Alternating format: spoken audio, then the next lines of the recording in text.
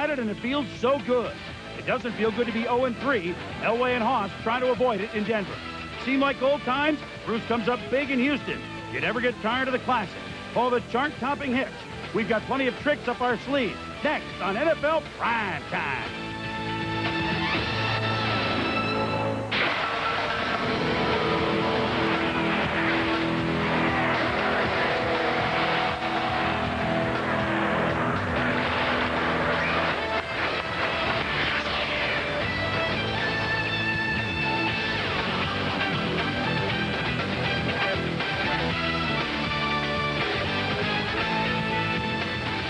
And welcome to Week 3 of NFL Prime Time. I'm Chris Berman. Throwback weekend.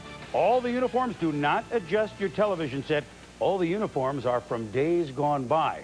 Our uniforms are kind of up to date, as usual, we hope here. Tom Jackson, Robin Roberts. I got this patch on from the early Espen days. Very I know nice. people are getting sick and tired of this thing, but it just won't come off. I need an awl to get it off of here. So we're ready to play some football.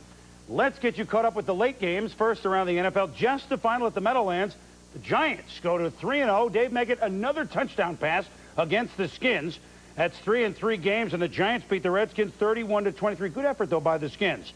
Fourth quarter, the Niners are leading at the Rams. Some great unis here. 27-13. Steve Young has a pair of touchdown passes. The Raiders, they just continue to own the Broncos, even in Mile High. This is awful, Tom, with 7.5 to go. 48-16. Raiders rolling at Mile High. We'll keep you posted. And the Chargers look like they'll be 3-0 in the AFC West. They've gone up to Husky Stadium at the 2-minute warning. They lead the Seahawks 24-10. Well, a couple teams not really worried about going 3-0. They're worried about going, at least getting off the schneid. The New England Patriots and the Cincinnati Bengals. The Patriots lost a pair of heartbreakers to two good teams, the Bills and the Dolphins, in the first couple of weeks. Could they get off the mat against the Cincinnati Bengals? Now, last year, the Patriots beat the Bengals in a scintillating 7-2 game, and you had to wonder if Bill Parcells, though, as bad as that score looked, was looking to get back to that sort of score. That's his type of football, is it not? Here we go from Riverfront, the early Bengal helmets in the late 60s, and Pat the Patriot back on the New England helmets. First quarter, Louis Oliver steps in front of Ray Critton and intercepts Drew Bledsoe. Then look at Oliver. Louis, no need right there. Well, with the good luck help, Mike Jones hits David Klingler's arm. Ball pops in the air. Good reception, though, by Klingler, one of his better passes of the day. 2 plays later, Steve Broussard, the former Falcon, he can run. Look at him go! 38 yards up the sideline. Touchdown. But the Bengals being the Bengals, they missed the extra point, and it's 6-0 Cincinnati. Drew Bledsoe brings him back. And look at this, a rushing touchdown. Marion follows Kevin Turner, Tom 7-6. Yeah, and you know that Bill Parcells loves this block by Kevin Turner right there to spring butts into the end zone. All right, so David Chulis has come on here. Bill Parcells looking at the defensive sheet. There's not a lot on it this year. Second quarter, Patriots up 13-6. Matt Barr, 2 of his 4 field goals. Klingler to Carl Slim Pickens, touchdown, and we are tied at 13. Then, just before the end of the half, Bledsoe. Look at this to Ray Crittenden, who's made some circus catches. Couldn't hold on to this one, and Ray heard it from his coach, as often he would. But Patriot defense coming to life up front, Tom. Yeah, Klingler had a tough day there. You saw Aaron Jones sack Klingler, cause a fumble here again. Now Chris Slade and Tim Goad do the same thing. Patriots recover the ball.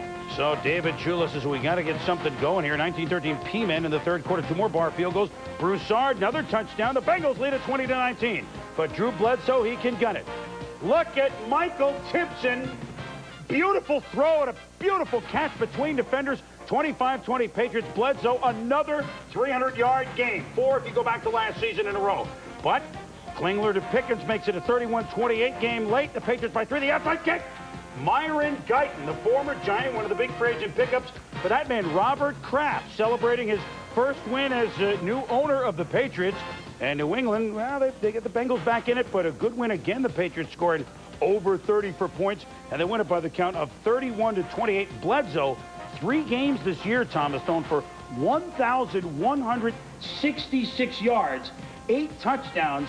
Twice, today he was 30 of 50, twice he's thrown over 50 passes. So the good news of the Patriots, they win it. Right. But Bill Parcells, this isn't the blueprint, is it? Yeah, Bill will certainly take the win, but I think that it's frustrating to Bill Parcells when you think about the kind of football that he'd like to play. Two elements missing: the strong running, consistent game that he's used to, where you get 4 or 5 yards of crack, and then the defense, that solid defense. And I'm sure that he's willing to trade some of those Bledsoe numbers for those other two areas. Well, here's a guy that has some good numbers, Dan Marino. Could he continue throwing the good numbers in the game atop the AFC East? 2-0 Jets, 2-0 Dolphins in Miami. Who would come out on top? Marino throwing, well, he looked beautiful today. We'll be back. Throwback Weekend Primetime continues.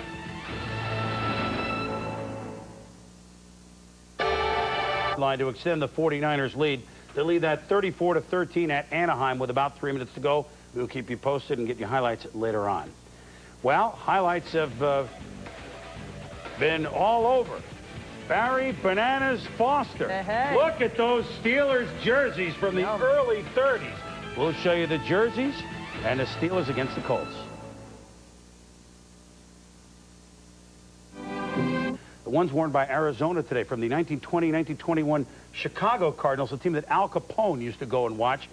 He might have loved the guy that Buddy Ryan started a quarterback for. Oh, he would have loved McMahon. Yeah, he looked kind of odd, though. He had the old uniform, but that new age. You're right, Back to the Future. Back to the Future, indeed. In hopes of making something happen, Buddy Ryan sat down Steve Berline in favor of Jim McMahon. They had to do something. The Cards dead last in offense in the league. They made their first trip to Cleveland since '85 and in a series that dates back to 1950. Something to know on Throwbacks Weekend. The original gladiator, Jim Brown. The Browns are not much better than the Cards on offense. Vinny Testaverde came in the worst-rated QB in the AFC. And in the first quarter, Testaverde's first pass attempt, very Testaverde-like, intercepted by Aeneas Williams. He has 6 INTs in the first 2 weeks.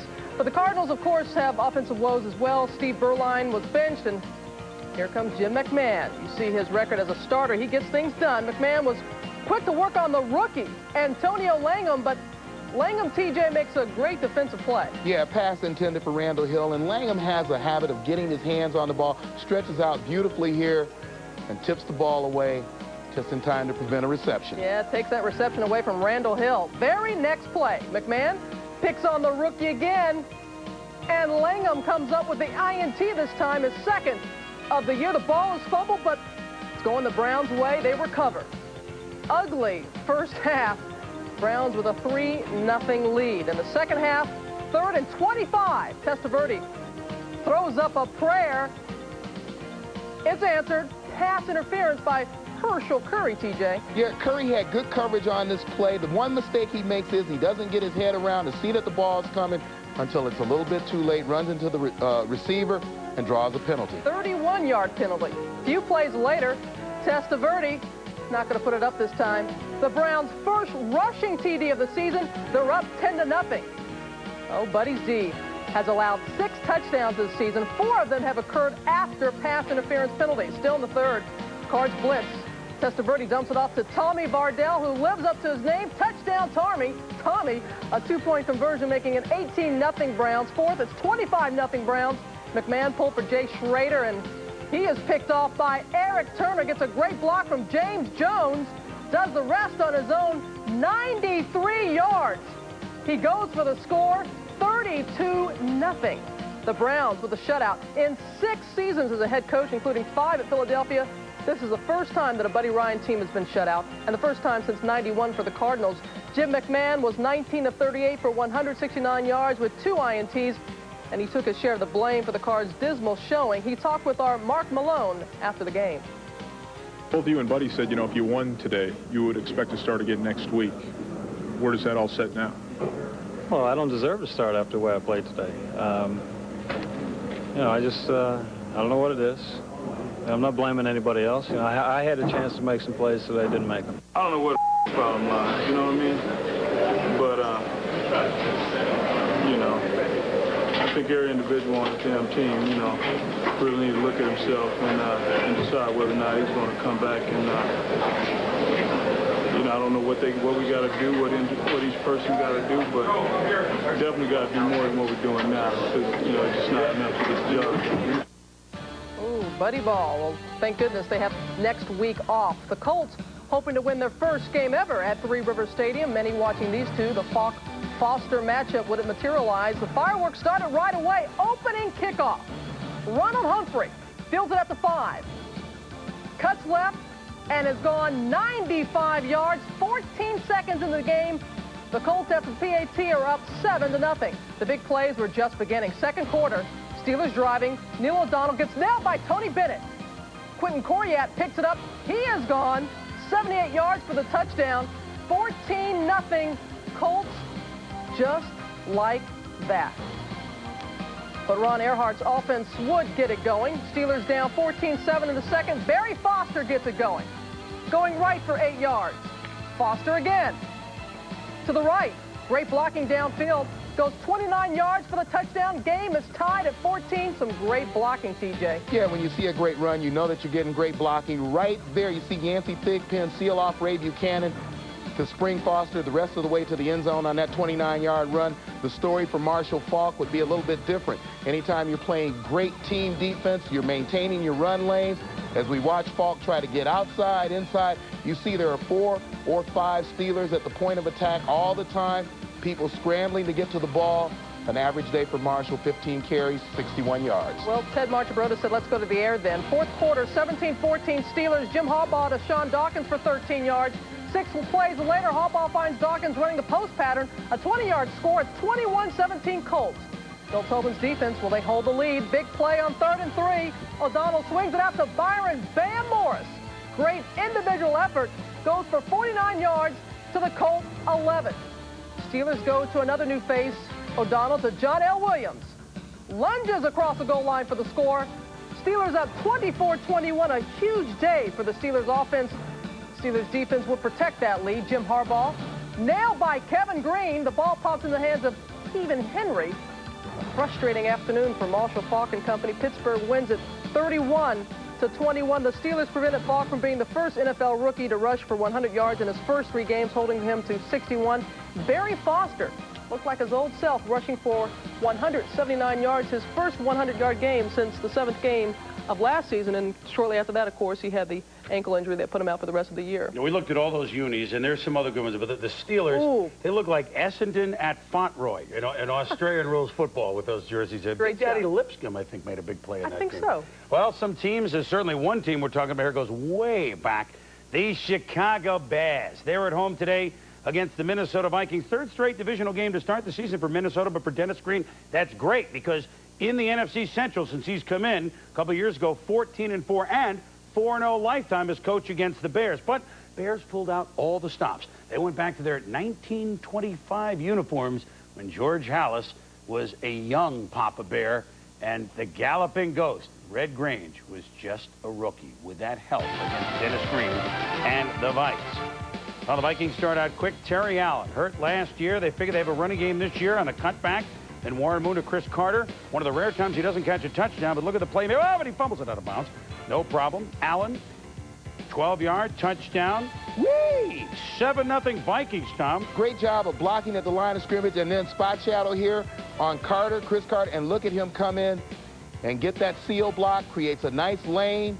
You see the good vision by Terry Allen, and then the great effort right there over the top to get into the end zone.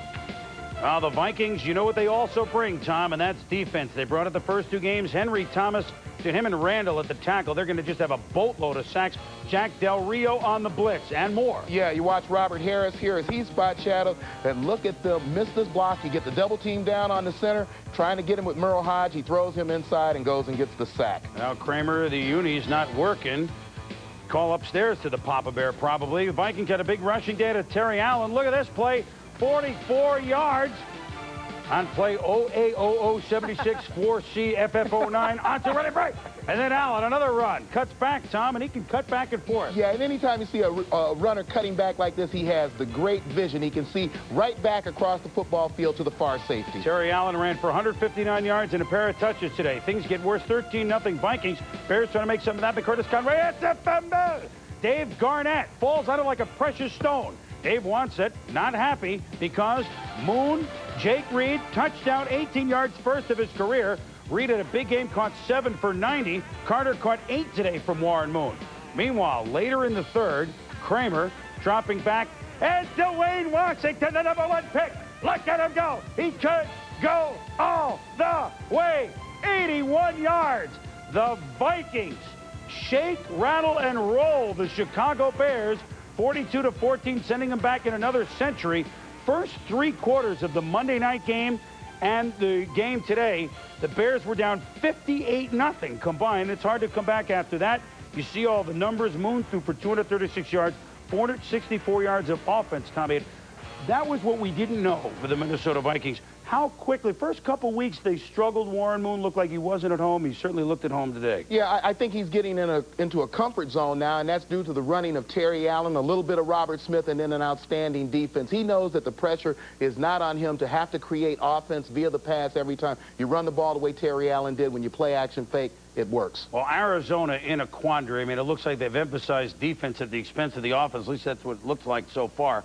An 0-3 start, and only 3 teams in the history of the NFL have come back to make the playoffs. The 81 Jets, 82 Buccaneers, and the Chargers of 2 years ago of Bobby Ross. But Vinny, you figured he would struggle against Buddy Ryan. Not the case today. Buddy Ryan, slightly predictable when you talk about those blitz packages. We knew that Vinny Testaverde was going to see every conceivable blitz package that Buddy could come up with. He had the shaky start with the INT on his first pass. He settled down. He showed some mobility. Didn't scramble down the football field, but he was able to maneuver out of the pocket, make some good throws through 3 TDs today. We saw that Dwayne Washington interception a moment ago for Minnesota. I mean, that's nothing new for Dennis Green. When his team plays the Chicago Bears, we go inside the numbers. He's now 5-0 against the Bears, and his Vikings have returned 5 interceptions for touchdowns. That's unbelievable. They've made 9 picks overall. Well, that's some great defense, and doesn't Chicago wants that, and even did give before, remember it. When we return, Randall Cunningham against Reggie White. Eagles, Packers at the Vet. We'll be back.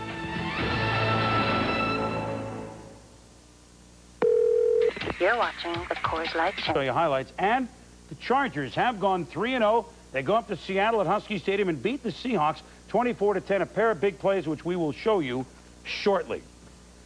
Well, speaking of big plays, the Packers and the Eagles were each looking for it. They're 2 pretty good teams at 1-1 coming into this game, and 2 great old unis, the 37 Packers and the 48 Eagles. And throwback for another reason at the Vet, Reggie White, the former Eagle, back in Philly for the first time. City of Brotherly Love, did they welcome Reggie White? Well, look at Reggie in the 37 Packer uniforms. Made his presence felt, blows past the youngster Lester Holmes, pressures Randall Cunningham, his ex-mate, and look at some of the moves by Reggie, Tom. Yeah, look at him as he comes around the corner here. He tries to get cut low by Lester Holmes, but look at the agility by a man 300-plus pounds, forces the incompletion by Cunningham. Well, they love you, but just not today, and I think Reggie could appreciate that sign. Mike Holmgren loved Brett Favre when he's on. He loves Sterling Sharp, but Sterling had 3 drops today, uncharacteristic. So they do something else. They go to Edgar Bennett. In the first quarter, the Packers' offense looked pretty good. Swing pass to Bennett for 9 yards. Then Favre to Bennett, like Arnie Herber in those uniforms for a first down. Then Favre looks not for Don Hudson, but for Reggie Cobb. The former Buccaneer, he's wide open. Can Eric Allen make the saving tackle? No, he cannot. 7-0 on the 37-yard play, 7-3 Pack at the half.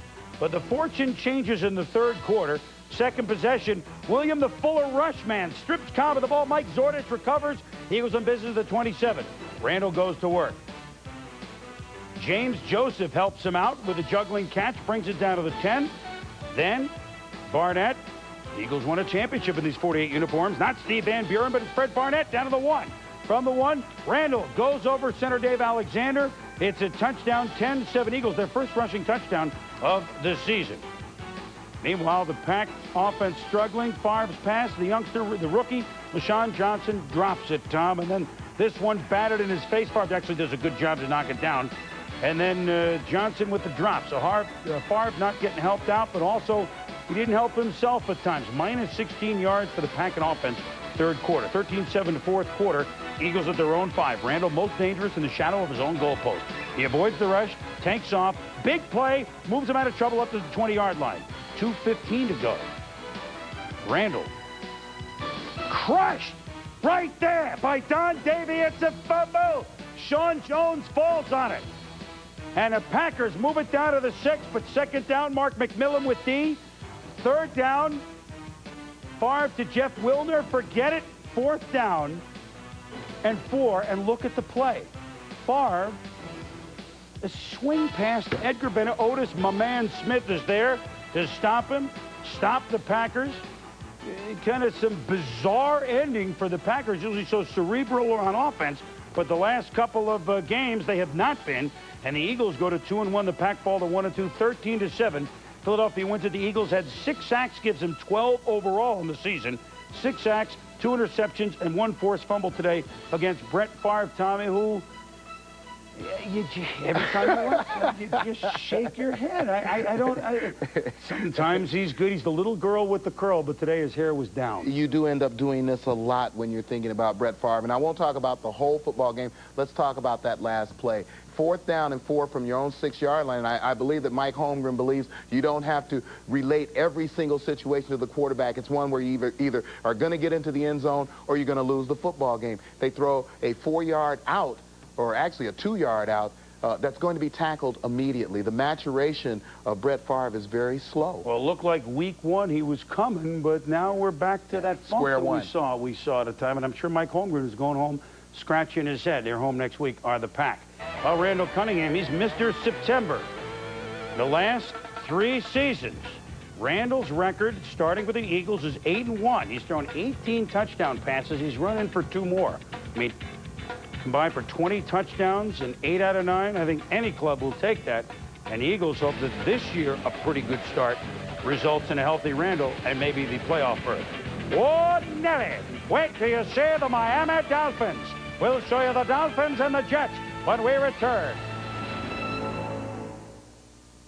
The polite way to call collect with polite. There we are. Hello. 2 games today between a pair of 2-0 teams, one of them in Miami, between the Dolphins and the Jets. The Jets had beaten the Dolphins 5 of the last 6 times, but Don Shula trying to teach a lesson to the young rookie head coach of the Jets, Pete Carroll, who, by the way, was only 12 when Shula began his NFL head coaching career in 1963 with a quarterback that wore black high tops playing for the Baltimore Colts.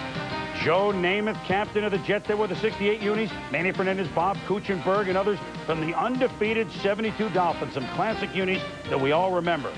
Don Shula says, let's early on go for it on 4th and 1. Terry Kirby, did he make it? Remember, the young Spikes is out. They run Kirby, the second-year man from Virginia. The short run, though, they give him the first down. Opening drive, 9 minutes long, but Mo Lewis makes the pick for the Jets in the end zone to kill the drive for Pete Carroll. But the Dolphins come back in the second quarter. Marino to Keith Byers. Look at this play over Aaron Glenn. Terry Kirby goes in a couple plays later to make it 7-0 at Miami. But Ronnie Lott looking good today, Tom. Yeah, Ronnie Lott, the consummate Pro Bowler and All-Pro. Look at him try to strip the ball there from Terry Kirby. Falls off, but look at him stay after it, get down low and bring him down at the bottom of the pile. And then you see him lined up over the tight end, makes a great tight scrape down inside, gets his head right in there. Not bad for a guy probably in his 50s. Yeah.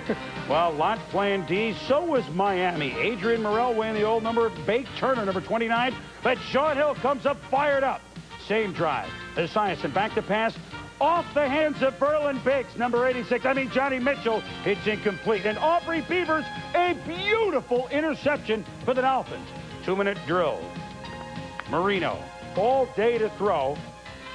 Finds his tight end, Keith Jackson, makes a good catch for 14 yards. 5 plays later, square out. Look at the pass, look at the catch, look at the run by Keith Byers.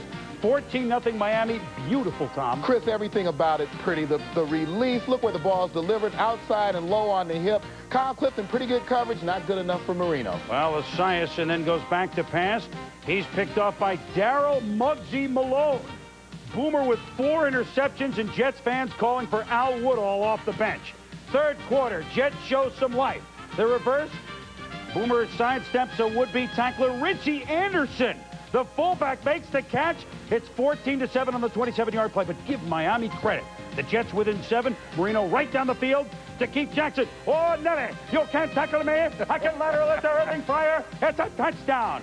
21-7, let me tell you. Miami using their head. They say there's no substitute for speed. There's no substitute for strength as we watch Keith Jackson run over about 6 Jets right here, then have the presence of mind to lateral the ball to Fryar for the touchdown. Miami defense comes up with an interception by J.B. Brown. Marino in business. The Byers, 4th. Quick release, Tom. Then, Keith, tell you what, Jackson, you've done your job today, no question about it. There's Keith Byers gone, Keith Jackson. They can all sit down. Bernie Parmalee, some goodies into the end zone from 5 yards out. His first career touchdown. The Dolphins go on to impressively smother the Jets and go to 3-0. Miami wins it 28-14. The Jets only rushed for 59 yards, so much again for that soft Miami defense. 444 yards in offense for Miami, including 155 rushing. Kirby had 100 of them. The Buffalo Bills, Super Bowl may be their nightmare, but for the Oilers, the Bills are their nightmare. The old Buffalo back on the helmets of the 64 Bills. Thurman Thomas running like a young Buffalo. Gains 5 yards on the draw. Then off right tackle for 4 yards. And then Thurman had a tough first game, but has come back with big games in weeks 2 and 3. Up the gut for 9 yards. Marcus Levy, head coach of the Bills, happy with Thomas. 28 carries, under 12 yards, caught a couple of more balls for 19. But Bruce Smith, well, watch him sack Bucky Richardson, making his second start. There's one sack. Bottom of the screen, a strong rush.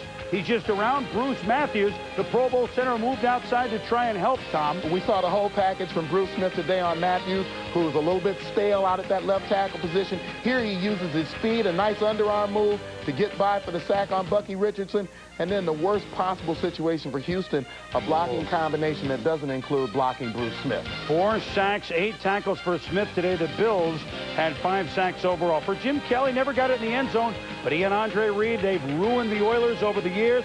Look at Reed beat Bo Orlando and Dawn on the play for a great one-handed catch. Kelly to Thurman Thomas on the screen. There's the much-maligned Bills offensive line. They're setting up out there. Hull, Lucina, and Parker.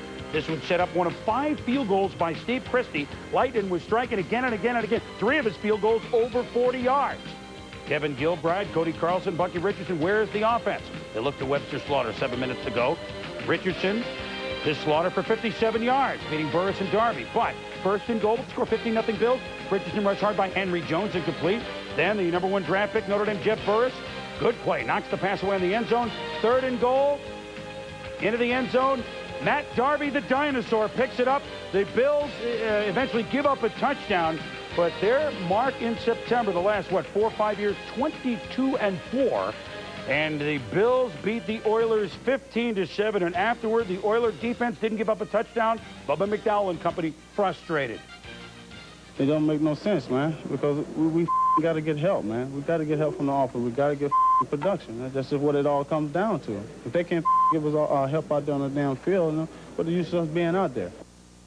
Not a good sign. Now, remember, the Oilers started out 1-4 last year. They got battered by Buffalo to go 1-4. Then they won their last 11 games to get in the playoffs. See if they can turn that around. By the way, congratulations, Andre Reed, only the 13th man in NFL history to catch 600 balls. He's also the all-time leading receiver in the Super Bowl. So people don't know that, Tommy. Well, Jets figured they had Miami figured out. Their game plan, right, but didn't work. We talked about the Jets' game plan defensively to make Marino take his time getting down the football field. First drive, 10 plays, 70 yards, 5+ minutes. Second play, 10 plays, 69 yards in under 2 minutes. So the message there, Dan Marino can do it any way you ask him to do it. And let me tell you something else. The Jets and Green Bay, the last 2 weeks, pretty good teams, we think. Miami's made them look sluggish. I don't only mean they've outplayed. 1's an accident, 2's a trend. One other note. Outstanding running game. One other note. Who of us thought, I did, they're wearing their 72 uniforms. The Dolphins are still undefeated in the uniforms of 1972. Well, Tommy, you talk about rushing. The Dolphins' running game, last 5 games, all losses. In 93, combined 303 yards. Against the Packers and the Jets, a combined 301. If you can run, and you have Dan Marino, and you have a defense that's playing much better than advertised, that's why you're 3-0. Deion Sanders. Prime time as a Niner on Prime Time when we continue. Stay with us, please.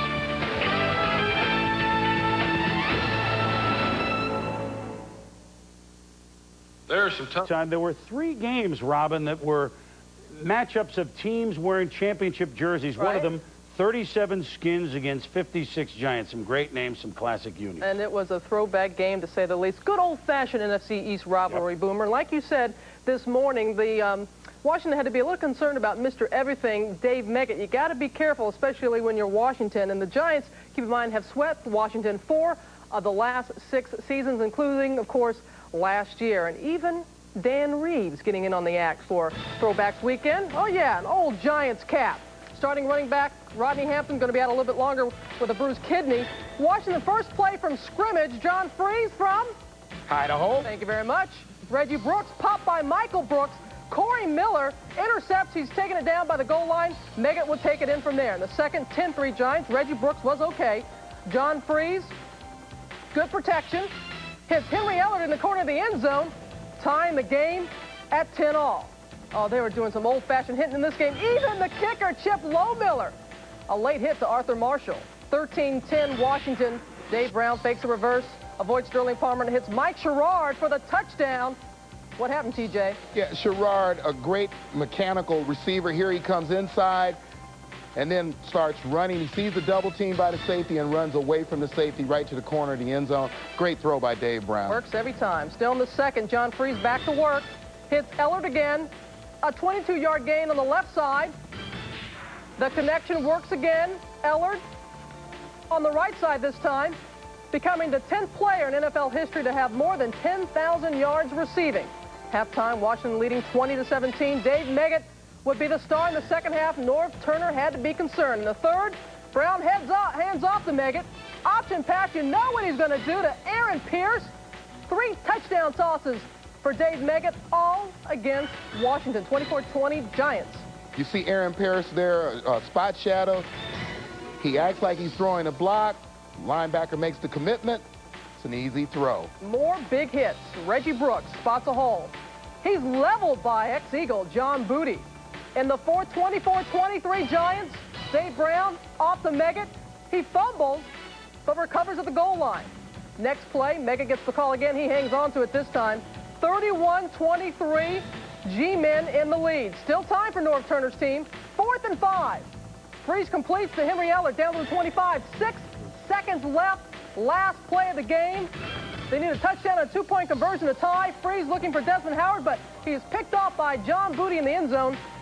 And oh boy, the Giants hold on. 31-23. The loss overshadowed another fine outing by John Freeze, who was 32 of 50 for a career high 381 yards with 2 touchdowns, but 2 INTs and a career day for Dave Meggett. The Saints at the Big Sombrero. The Bucs hoping for back-to-back wins for the first time since the 92 season. And you know what, guys? You needed a sombrero in this weather. 100 degrees, hot for the player. Oh, yeah. You know, I think that Sam Weiss would look great in a sombrero. Second quarter, Craig Erickson and company trailing 6-0 after 2 Morton Anderson field goals. Nice fake. Finds Jackie Harris. A 10-yard score. Little icing on the cake. A 15-yard play. The drive goes for 15 plays, 80 yards in almost 11 minutes. Jim Everett, his turn to speak for the Saints. Late in the second, trailing 7-6, Everett to Wesley Walls, the big tight end. Looks even bigger in that uniform. Sets up Morton Anderson's 43-yard field goal, his 3rd kick of the day, 9-7 Saints. Even the officials getting in on Throwbacks Weekend. Jim Everett left the game with a groin injury, replaced by Wade Wilson, who only threw for 68 yards, but the Saints D picked up the slack, led by linebacker Darian Connor, who gave Craig Erickson some problems, TJ. Yeah, Darian Connor, another one of those outside linebackers with the great speed, so he's always turning that corner. He had 3 sacks on the day, Robin. Bucs were frustrated. Michael Husted on for a 53-yard field goal attempt. Winds up punting it instead. Yeah, another Sam Weiss stunt. Late in the fourth, Weiss trying to fire up the troops. 4th down and 27. 4th and 27. Bucs down 9-7. Under 2 minutes left. Erickson looks and finds Willie Green. A big first down. Then controversy, TJ. Yeah, Erickson here trying to throw the ball. Tyrone Leggett gets the interference call, and you can see unless he had his hand on the receiver's back, that probably was a bad call. Yeah, but despite some poor time management, the Bucs still had a chance. 54-yard field goal attempt by Husted. Not even close. The Saints will take it. 9-7. Saints avoid the 0-3 start, which would have been their worst start in 14 years. Like the old days, they came up big on D, holding the Bucs to 232 yards. Both are now 1-2, but both are not ready to throw in the hat just yet. Well, I tell you, the Buccaneers pulled out all the stops today. I mean, they had everybody trying to wear big sombreros. Yeah, the Bucs Little sombrero. Bucs sent us that hat. Some Buccaneers season ticket holders sent us this hat. I know I feel like either Pancho Villa or Bob Villa or one of the two of them or Baba Louie, but the Bucs fell out of first place. Well, meanwhile, moving right along, we had to wear this thing. Haberdashery is our thing, you know. Hats off, pardon the pun, to the 49ers for signing Deion Sanders this past week when people said they couldn't do. Deion can do everything. He can wear hats like this, but can he play offensive line? That might be what the Niners will need him to do one day. Didn't start, but he looked marvelous. George Seifert using him sparingly. Today we've got 14 games with him against the Rams. Both uniforms from the classic 50s. Steve Young, John Taylor, 5-yard touchdown, 7-0 49ers. But the Rams come back. Chris Miller, they call him Flipper, in the end zone, but interference on Eric Davis, so 2 plays later. Chris Miller to Crazy Legs Hurts. No, it's Troy Drayton, 4-yard touchdown. We're tied at 7. All the Rams wearing the jerseys from 55. 49ers next to the 51. 49ers next possession. Young to Taylor, 35 yards. Beautiful catch and throw. Same drive. Young to Taylor. Looking to make the move at the 7. Pick up a block from Brent Jones at the touchdown, but interference, Tom. Yeah, as we watch here, you're going to see the spot shadow right there on Ricky Waters. You've got a 5-yard area to hit him, and you can see he's well beyond that at the point of this pass. So he hit Roman Pfeiffer, and they call pass interference. Deion watches. The Niners settle for field goal 10-7. Then Eric Davis makes great coverage here to break up a pass to Jesse Hester. Tom Davis, number 25. Yeah, you watch him here try to turn the corner, and look at the great play. Getting underneath, and sticking your head in there. That's a great play by the corner. Well, Deion might replace Eric Davis at corner, or they might move Merton Hanks to free safety instead of Dana Hall. So Davis playing well today. Jerry Rice down to the 1-yard line. 4 seconds to go. Young takes it in for the 1 of the Niners. A well-fought first half that lead it 17-10 at the intermission. Second half, Chuck Knox trying to rally his troops. Mid-third quarter, Marquez Pope just wobbles Ricky Waters. 20-10 Niners after 3. But the fourth quarter, Steve Young taking over. This is what he can do. He rolls right, gets the blocking, makes the pump fake, goes down to the 3-yard line.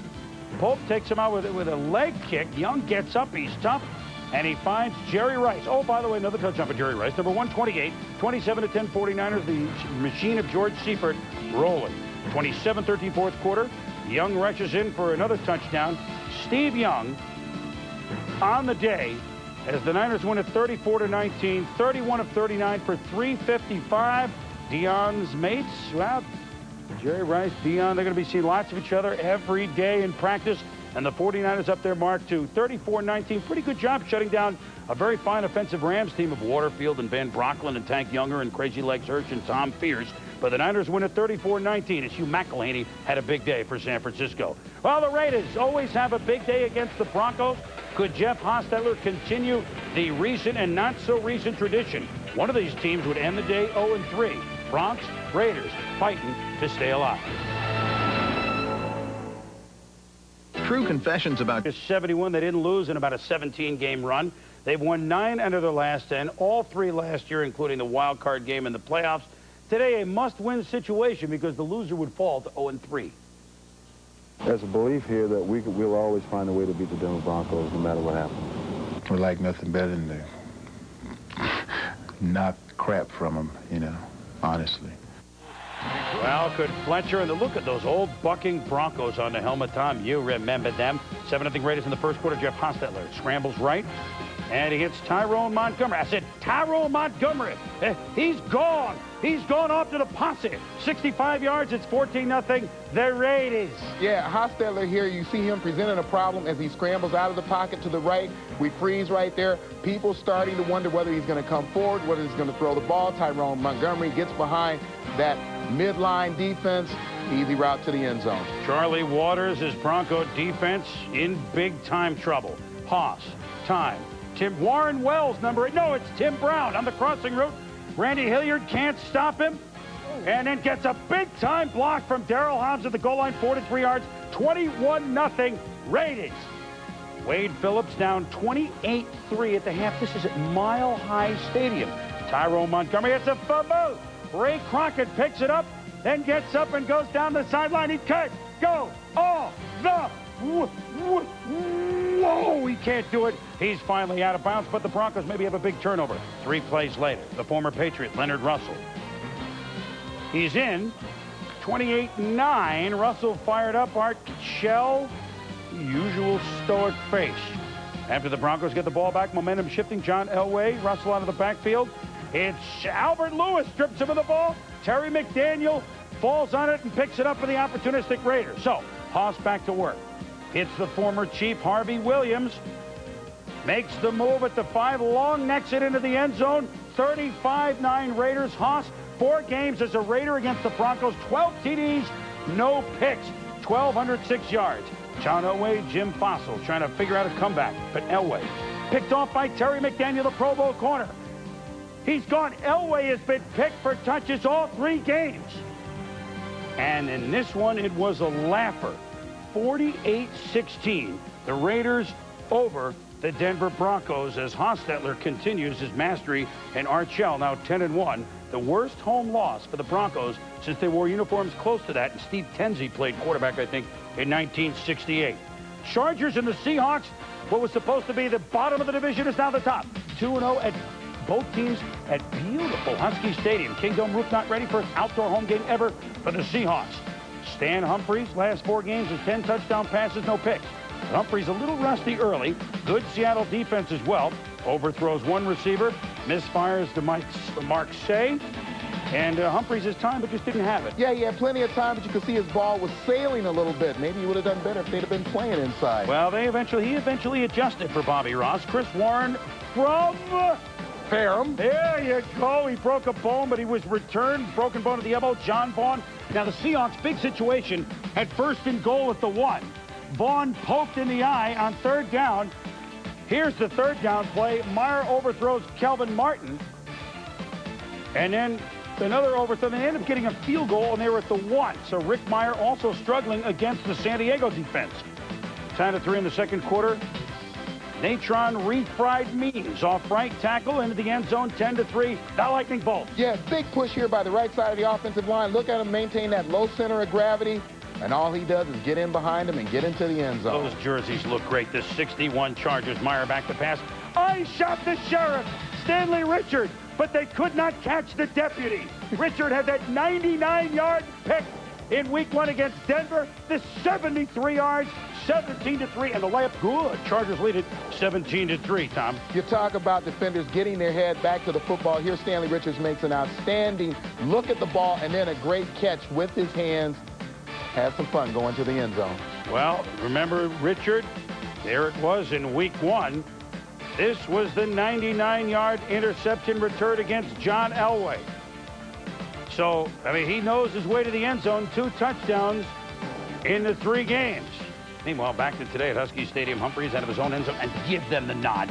They're throwing on 1st down from his own end zone. It's Tony Martin, the former Dolphin. You got to be kidding. He could go up the way. Patrick Hunter pulls up lame. 99 yards. You know that's a record. Can't throw it longer than that except if you're in the CFL. 24-3, the Chargers. 7th career 99-yard touchdown pass in NFL history. The last was Jaworski, ESPN's Ron Jaworski, to Mike Quick. Plunkett to Branch, Jurgensen to Jerry Allen, Carl Sweetan to Pat Studstill, George Azo to Bobby Mitchell, Frankie Filchock to Andy Farkas in 39. There's your honor roll. Chargers 24, Seahawks 10, and the Chargers are undefeated and atop the AFC West pending Kansas City's Sunday night game. And give both San Diego and Seattle credit for showing new life, and again give San Diego credit. What they have not done is make mistakes in all 3 games, and obviously Seahawks hadn't until today. The Chargers made big plays. As for the Broncos, Raiders, Tom. Well, I think the Broncos' problems are being complicated by a few things. We talked about their problems in pass coverage this morning on game day. That's complicated even further when you have a quarterback like Jeff Hostetler who can buy extra time for wide receivers. And then offensively, with a do-everything offense and a lot of personnel, they're falling behind. Pressure is being put on John Elway, and it's resulting in mistakes. And now they go to Buffalo on a Monday night next week, and they could end up the month 0-4. Not what anybody had in mind, certainly in Denver, and especially losing like that. Mile High Stadium Raiders, maybe they feel they get off the shot. I know it was painful for you, Tommy, but think of how Wade and the boys feel tonight. Well, 300-yard passers. Trying to get him out of the pivot there for Heath Schuler for Washington, John. But John Freeze from Idaho had a big game, 381 yards, although in a losing effort. Drew Bledsoe in a winning effort threw 50 passes as well. Steve Young, 31 of 39 for 355. The Haas, 4 touchdown passes, 300-yard day as the Raiders win at Mile High. When we return game balls, well, you'll never guess who I'm going to give one to. There he is, number 78 of the Bills. We've got all our game balls coming next when we return.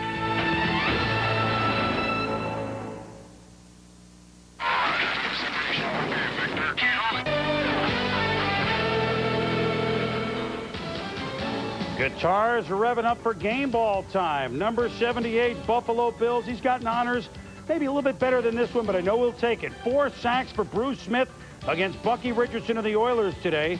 Bruce Smith, I mean, they still have the big-time players, the Bills. You want to count them out, but they got guys that understand big plays turn into touchdowns, or at least in this case, field goals. Here's Smith around a fellow Pro Bowler, Bruce Matthews. It was no contest with Matthews on the outside. My game ball to Bruce Smith with 4 sacks, a forced fumble, and 8 tackles. Rob? Very surprising you would give one to that young man. How about the Saints' Darian Connor? Big afternoon against the Bucs. Gave Craig Erickson fits all day. Got to him 3 times, 3 sacks, all in the second half. Erickson could only manage 176 yards passing on the day. Connor also came up with 5 tackles, even forced a fumble for good measure. Boy, the Saints really needed that victory. What do you got, TJ? Well, my game ball is going to go to that little maggot with the New York